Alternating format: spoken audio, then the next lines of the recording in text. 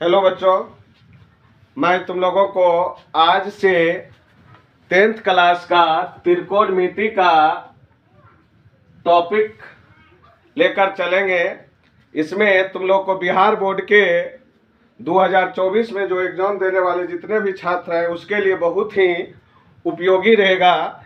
इसलिए सभी बच्चे कॉपी और कलम के साथ बैठें और वीडियो को स्किप नहीं करेंगे। तो चलिए शुरू करते हैं। तो देखिए बच्चे, ये है त्रिकोणमिति। त्रिकोणमिति में त्रि का अर्थ होता है तीन, कोण का अर्थ होता है कोण और मिति का अर्थ होता है माप। अर्थात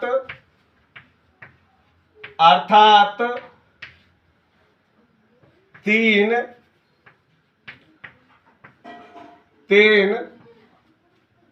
कोणों की माप, तीन कोणों की माप को त्रिकोण मिति कहते हैं।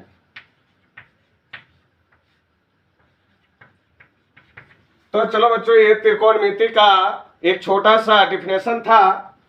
आगे हम इसका प्रमुख पद लेकर चलेंगे जो कि त्रिकोणमिति में बहुत सारे उपयोगी रहेंगे।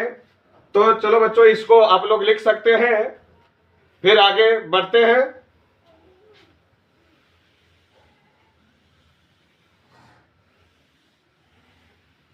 त्रिकोणमिति में एक पद आता है त्रिकोणमितीय अनुपात। त्रिकोणमितीय अनुपात, त्रिकोणमिति में एक पद आता है त्रिकोणमितीय अनुपात। त्रिकोणमितीय अनुपात कहते किसको, सबसे पहले इसको समझिए। त्रिकोणमितीय अनुपात में सबसे पहले समकोण त्रिभुज की चर्चा की जाती है। समकोण त्रिभुज में हम लेते हैं, एक समकोण त्रिभुज बनाते हैं और इस समकोण त्रिभुज को बनाते हुए इसको समझेंगे। मान लीजिए ए बी सी एक समकोण त्रिभुज है। तो इस समकोण त्रिभुज में एक न्यून कोण और दो भुजाओं के बीच, समकोण त्रिभुज में न्यून कोण और दो भुजाओं के बीच जो संबंध होता है उसे ही हम लोग कहते हैं त्रिकोणमितीय अनुपात। तो प्यारे बच्चों, हम चलते हैं, इसमें लिखते हैं समकोण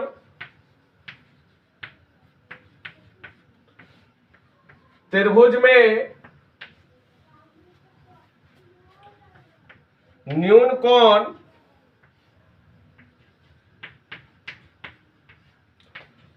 तथा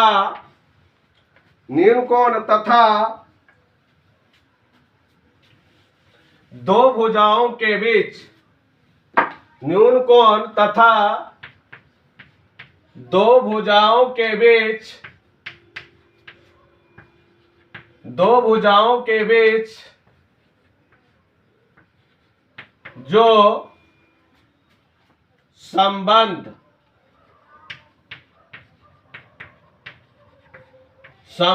बतलाता है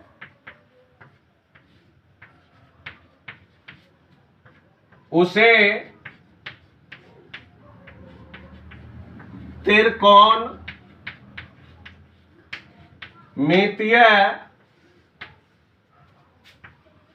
अनुपात कहते हैं। उसे त्रिकोणमितीय अनुपात कहते हैं। तो बच्चों, इस त्रिकोणमितीय अनुपात के बारे में जानना बहुत जरूरी था। त्रिकोणमितीय अनुपात को हम लोग अच्छी तरीके से समझ गए हैं। तो इस त्रिकोणमितीय अनुपात के परिभाषा को आप लोग लिख सकते हैं, उसके बाद आगे बढ़ते हैं। तो प्यारे बच्चों, त्रिकोणमितीय अनुपात को आप लोग लिख लिए होंगे। तो आगे हम बढ़ते हैं।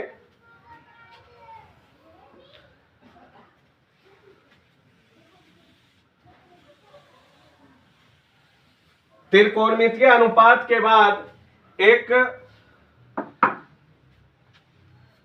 पद है निष्पत्ति। निष्पत्ति निष्पत्ति तो त्रिकोणमिति में निष्पत्ति 6 होती है। त्रिकोणमिति में निष्पत्ति कितने होते हैं? 6 होते हैं। त्रिकोणमिति में निष्पत्ति कितने होती है? 6 होते हैं। तो इस निष्पत्ति का नाम इस प्रकार से है। इस निष्पत्ति का नाम इस प्रकार है। Number 1 sine, number 2 cosine, number 3 tangent, इसको टेंजेंट भी बोल सकते हैं। Number 4 cotangent, number 5 secant, number 6 cosecant. तो प्यारे बच्चों, इस निष्पत्ति का नाम इस प्रकार है। Sine, cosine, tangent, cotangent, secant, SEC है, सेकेंट, कोसेकेंट। तो प्यारे बच्चों, इस निष्पत्ति का जो है लिखने का तरीका, ये पूरा नाम हुआ। इस निष्पत्ति का ये पूरा नाम हुआ।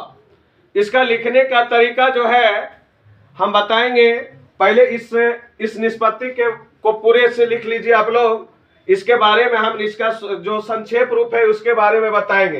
यानी कि इस निष्पत्ति को कैसे लिखा जाता है, इसको कैसे निरूपित किया जाता है, उसको सीखना जरूरी है। जब तक उसको नहीं सीखेंगे तब तक हम मैथ में इसका प्रयोग सही तरीके से नहीं कर सकते हैं।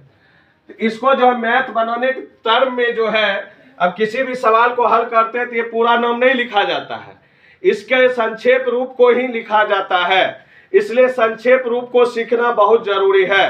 यानी कि निष्पत्ति का संक्षेप रूप या इसको प्रयोग करने की विधि भी बोल सकते हैं। यानी कि मैथ में किसी भी सवाल को हल करते समय सिर्फ इसका संक्षेप रूप को ही लिखा जाता है।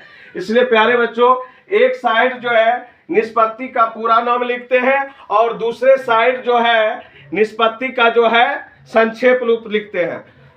तो आप लोग इसको लिख लिए होंगे, तो इसको हम मिटा देते हैं। तो प्यारे बच्चों, कॉपी में एक लकीर खींचते हैं, एक तरफ करते हैं निष्पत्ति का पूरा नाम, निष्पत्ति का पूरा नाम, दूसरे तरफ कहते हैं प्रयोग करने के तरीका, प्रयोग करने के तरीका। तो प्यारे बच्चों, इसको ध्यान से देखना है। निष्पत्ति का पूरा नाम भी याद रहना जरूरी है और उसके प्रयोग करने के तरीका का भी नाम रखना बहुत जरूरी है। तो निष्पत्ति का पूरा नाम एक बगल से चलते हैं। पहला नंबर है साइन। साइन है और इसका संक्षेप में सिर्फ लिखते SIN, साइन। जिस बच्चे को पढ़ने के लिए नहीं आता है इसको पढ़ोगे साइन, इन्हें कि सिन पढ़ना है। दूसरा है कोसाइन, इसको जो है पढ़ेंगे कॉस। क्या पढ़ेंगे? कॉस। तीसरा है टेंजेंट, टेंजेंट और इसको क्या पढ़ेंगे शॉर्ट में? टेन। इसको शॉर्ट में क्या पढ़ेंगे? टेन। चौथा है कोटेंजेंट, इसको संक्षेप में पढ़ेंगे कॉट। पांचवा है सेकेंड, इसको शॉर्ट में पढ़ेंगे सेक। छठा है कॉसेकेंट, इसको शॉर्ट में पढ़ेंगे कॉसेक, इसको शॉर्ट में पढ़ेंगे कॉसेक। इस प्रयोग करने के तरीका का हम बोल सकते हैं, संक्षेप रूप भी बोल सकते हैं।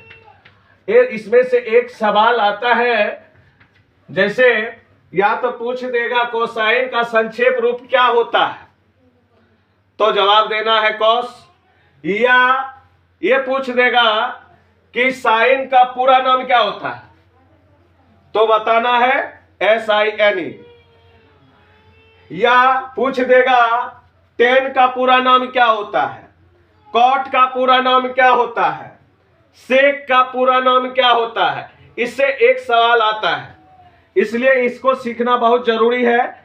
और मैथ के टर्म में ये जो है हम प्रयोग करने का तरीका जो लिखे हैं, सिर्फ इसी का प्रयोग करते हैं। मैथ में किसी भी सवाल को हम जब लिखते हैं तो इस शॉर्ट नाम को ही हम लिखते हैं, यानी कि संक्षेप रूप को ही लिखते हैं। प्रयोग करने का तरीका इसलिए इसको कहा जाता है, संक्षेप रूप को प्रयोग करने का तरीका कहा जाता है, ना कि हम इसको लिखेंगे। इस रूप में लिखेंगे तो गलत भी हो सकता है। ठीक, तो प्यारे बच्चों इसको लिख लीजिए, या इसको स्क्रीनशॉट भी ले सकते हैं आप लोग।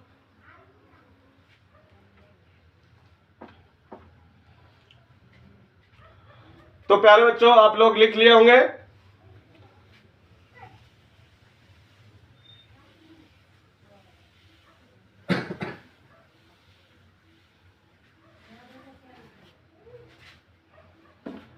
तो हम लोग चलते हैं त्रिकोणमितिय में संकेत के साथ। कुछ प्रमुख संकेत है जो एक न्यून कोण के रूप में होता है, और इसमें त्रिकोणमिति में प्रयोग होने वाले कुछ प्रमुख संकेत को हम इस प्रकार लिखते हैं। हेडिंग देना है त्रिकोणमिति में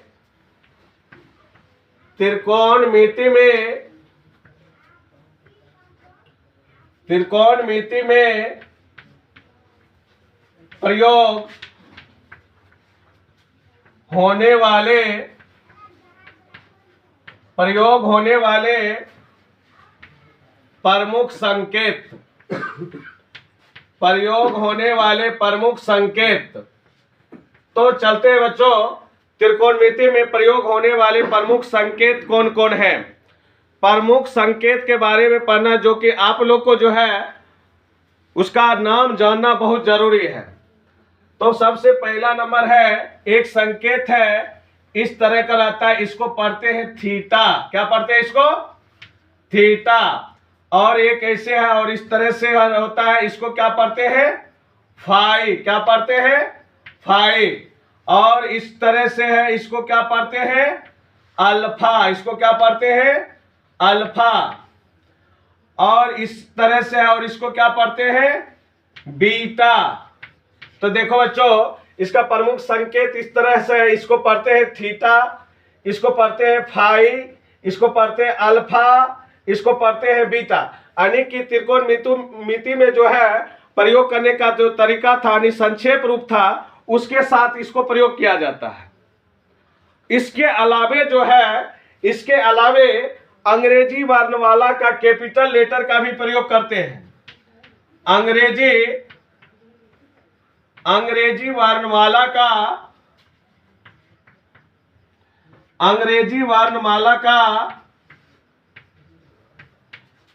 कैपिटल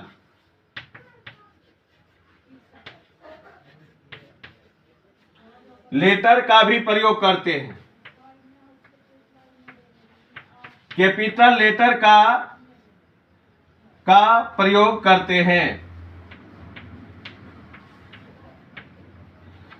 देखो कि इसमें जो होता है अंग्रेजी वर्णमाला के कैपिटल लेटर, अर्थात ए से लेकर ए से लेकर ए बी सी इससे लेकर जेड तक के लेटर को हम संकेत के रूप में इसको प्रयोग कर सकते हैं। इसको जो है इसमें निष्पत्ति को प्रयोग निष्पत्ति का संक्षेप रूप और इस संकेत का प्रयोग करने का तरीका भी होता है, उसके बारे में बताएंगे। इससे पहले इसको जो है अपने कॉपी में अच्छी तरीके से नोट कर लीजिए, उसके बाद हम आगे बढ़ते हैं।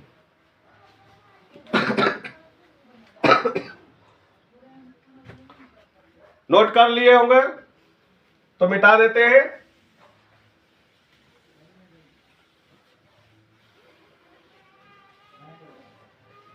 तो चलते हैं अब इस तो हेडिंग देते हैं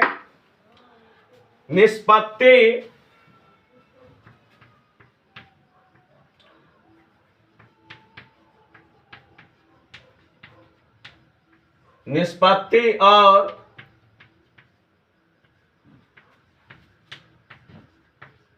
संकेतों को एक साथ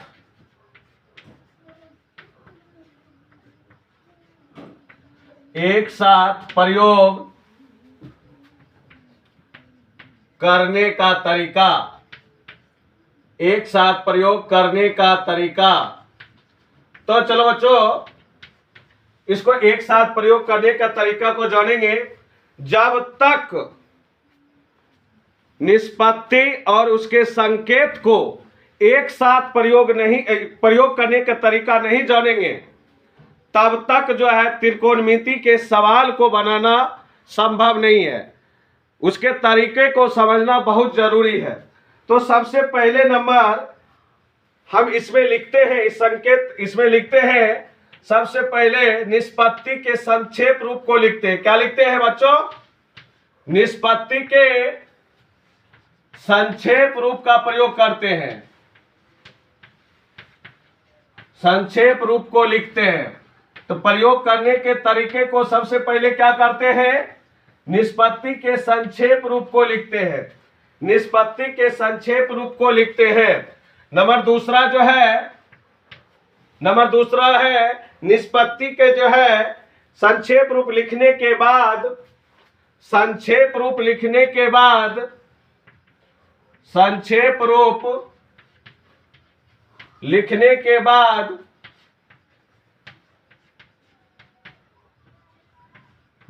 उसके दाएं ओर, किस ओर? दाएं ओर संकेत को लिखते हैं। किसको लिखते हैं? संकेत को लिखते हैं। उसके दाएं ओर किसको लिखते हैं? संकेत को लिखते हैं। तो चलो बच्चों, इस प्रयोग करने के तरीकों को समझते हैं। ये तो थ्योरी एक तरह से हो गया, इसको प्रयोग करेंगे कैसे? निष्पत्ति और संकेतों को एक साथ प्रयोग करने का तरीका जो है, निष्पत्ति के संक्षेप रूप को लिखते हैं पहले। निष्पत्ति के संक्षेप रूप, मान लो कि हम निष्पत्ति का एक संक्षेप रूप लिखते हैं साइन। तो अब इसको हम समझना है, संक्षेप रूप लिखने के बाद उसके दाईं ओर संकेत को लिखते हैं। तो उसके दाईं ओर ये देख लो, इसके ये मान लो इसको मिडिल है, इधर दायां हाथ है तो इधर दाईं हो गया, इधर बायां हाथ तो इधर बाएं हो गए।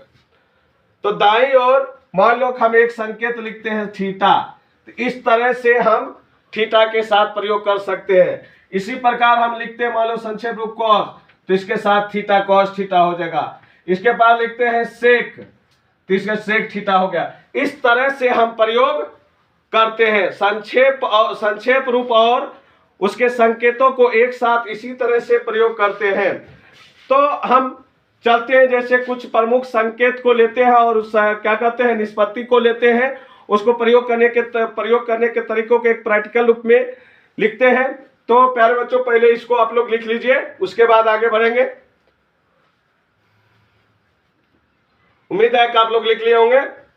तो चलिए इसको मिटाते हैं।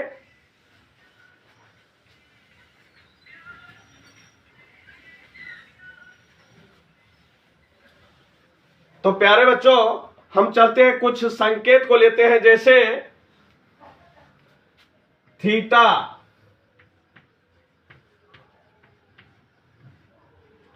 थीटा संकेत का प्रयोग, थीटा संकेत का प्रयोग निष्पत्ति के साथ, किसके साथ? निष्पत्ति के साथ। थीटा संकेत का प्रयोग निष्पत्ति के साथ। तो थीटा संकेत के साथ जैसे निष्पत्ति के साथ करेंगे तो क्या है? साइन, यहां हो जाएगा theta, cos theta, tan theta, cot theta, sec theta, cos cosec theta. तो sine theta, cos theta, tan theta, cot theta, sec theta, cosec theta. इसी प्रकार जो है हम लोग क्या कहते हैं? ए के साथ करते हैं, ए के साथ प्रयोग, ए के साथ प्रयोग करते हैं। देखते हैं, एक दो प्रयोग करके देख लेते हैं। जैसे sine A, cos A, tan A, cot A, sec A, cosec ए।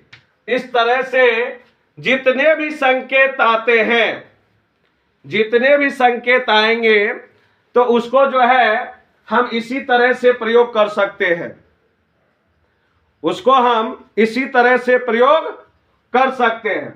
तो प्यारे बच्चों, आप लोग समझ गए होंगे कि संकेत और निष्पत्ति को एक साथ प्रयोग कैसे किया जाता है।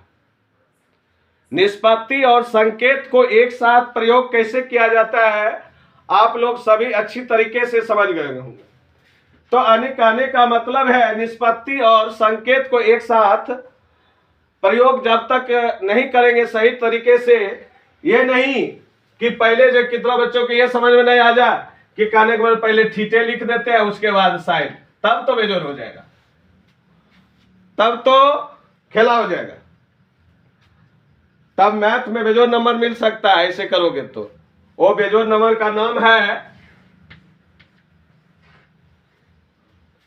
ये, इसको क्या बोलते हैं? लड्डू। तो ये लड्डू मिलने के लिए आप लोग ऐसा प्रयोग कर सकते हैं। तो चलते हैं अब आगे। पहले आप लोग इसको उतार लीजिए। प्रत्येक दिन आप लोग को जो है ये वीडियो लेक्चर मिलते रहेगा। प्रत्येक दिन पूरे मैथ का वीडियो मिलेगा, उसके बाद दूसरे क्लास का भी वीडियो मिलेगा। इसलिए प्रत्येक दिन जो है, आज से मैंने ये स्टार्ट कर दिया है, तो आप लोग जो है प्रत्येक दिन, मेरे चैनल का नाम है TISTC online classes, TISTC online classes. आप लोग इसको सब्सक्राइब कर लीजिएगा और बेल आइकन को भी दबा के रखिएगा, जिससे कि आपको नोटिफिकेशन मिलते रहे। तो आप लोग उतार लिए होंगे, तो इसको मिटाते हैं, फिर आगे बढ़ेंगे।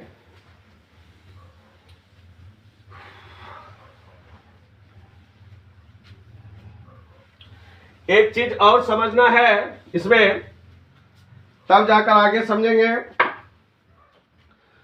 एक चीज देखते हैं, त्रिकोणमिति में सबसे बवंडर गलती करता है, टीचर भी कर देता है कभी कभी मिस्टेक से, स्टूडेंट तो करता ही है, कि सबसे पहला नंबर ये देखना है ये बवंडर गलती नहीं करे। तो सबसे पहले ये बात इसलिए बोल दी है, किसी को बुरा ना लगे, कि ये बात एक बोलना जरूरी था, क्योंकि इसमें जो है मैक्सिमम स्टूडेंट गलती करते हैं। सबसे पहला नंबर ये समझना है कि ये जो है, मान लीजिए हम एक संकेत रखते हैं साइन और थीटा, तो साइन और थीटा के बीच कोई संबंध नहीं होता है। साइन और थीटा मतलब, कहने का मतलब हुआ संक्षेप रूप और संकेत के बीच कोई संबंध नहीं होता है। इसको आप लोग जो है गुना का संबंध मत समझिएगा, इसमें कोई संबंध नहीं होता है। यानी कि इसको हम लिख सकते हैं संक्षेप रूप। आप लोग स्टार मार के लिख लीजिए, संक्षेप रूप और संकेत के बीच कोई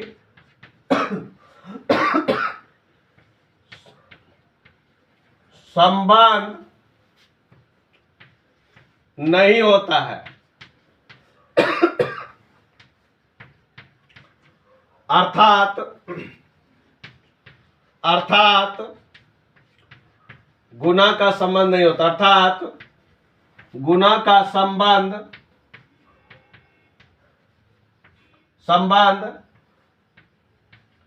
नहीं होता है। इसको आप लोग उतार लीजिए, ये आगे काम देगा, क्या कि बहुत ही इंपॉर्टेंट पॉइंट है। इसको उतार लीजिएगा तो ठीक रहेगा। तो ये ध्यान दें, त्रिकोणमिति में संकेत जो है, इस संकेतों को कौन कहा जाता है, इसको भी लिख दे क्या? चलो लिख देते हैं। त्रिकोणमिति में संकेतों को जो होता है कौन कहा जाता है? त्रिकोणमिति में संकेतों को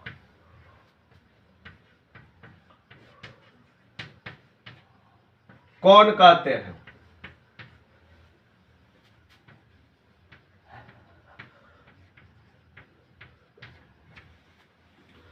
तो बच्चों इसको उतार लो, ठीक रहेगा। अब हम आप लोग को जो है लेक्चर 2 में इससे आगे बताएंगे। बहुत ही इसके आगे जो है, आज थोड़ा सा थ्योरी था, इसके आगे जो है फिर पुणे मिलते हैं।